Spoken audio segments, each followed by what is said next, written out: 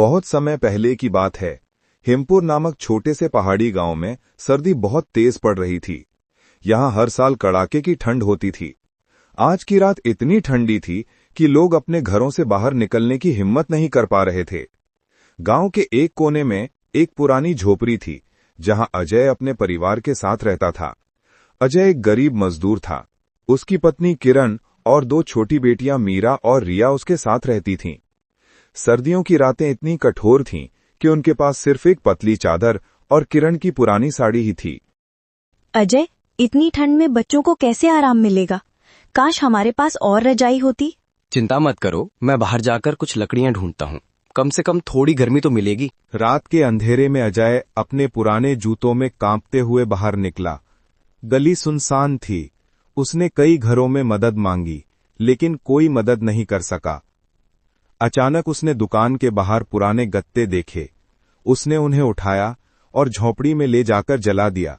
थोड़ी गर्मी फैल गई। वाह, सिर्फ कागज से ही कितनी गर्मी हो गई। हाँ, अब थोड़ी राहत मिली। सुबह अजय ने देखा कि ठंड के कारण मजदूरी कम थी। घर में राशन भी कम हो गया था। किरण ने बच्चों को थोड़ा थोड़ा खिलाकर सबको शांत किया।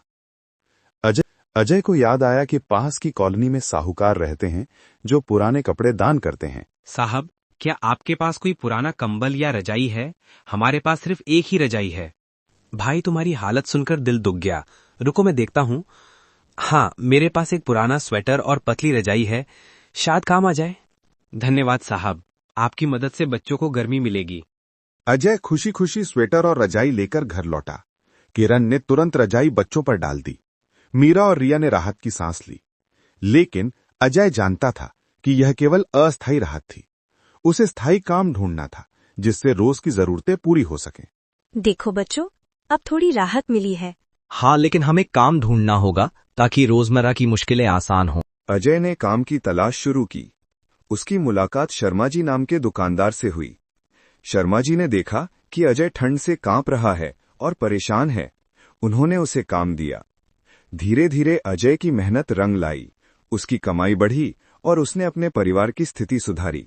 अजय, तुम मेहनत कर रहे हो, ये अच्छा है। मेरा भरोसा है कि तुम्हारा काम अच्छा रहेगा। धन्यवाद साहब, मैं पूरी कोशिश करूंगा। एक दिन अजय ने सड़क किनारे ठंडी में बैठी एक बूढ़ी औरत को देखा। उसने अपने पास का स्वेटर और खाना उसकी मदद के लिए दे दिया। बेटा, तुम्हारे जैसे लोग ही इस दुनिया को अच्छी बनाते हैं। मुश्किलों के बावजूद इंसानियत कभी नहीं भूलनी चाहिए। अजय ने अपनी झोंपड़ी की मरम्मत की, लकड़ियां और टिन की चादर लगाई। अब उनका घर गर्म और सुरक्षित हो गया। अजय और किरण ने अपने बच्चों को ये सिखाया कि मेहनत, ईमानदारी और जरूरतमंदों की मदद ही असली अमीरी है। धीरे धीरे अजय का काम सुधर गया। उसने बच्चों को पढ़ाई के लिए भी थोड़ा पैसा बचाया। परिवार में खुशी और उम्मीद की नई लहर दौड़ गई। कहानी हमें ये सिखाती है कि कठिनाइयों का सामना हिम्मत, मेहनत और इंसानियत से किया जा सकता है। देखो अजय, बच्चों के साथ अब हम सुरक्षित हैं। हाँ, और यही असली खुशी है, मुश्किलों में भी इंसानियत नहीं भूलना। अजय और किरण ने अपनी बेटियों को यही सिखाया कि मेहनत करो, ईमानदार रहो और जब भी मौका मिले जरूरतमंद की मदद करो। कुछ ही दिनों में अजय का जीवन सुधर गया। उसकी मेहनत में उसे और उसके परिवार को सुरक्षित और खुशहाल बना दिया।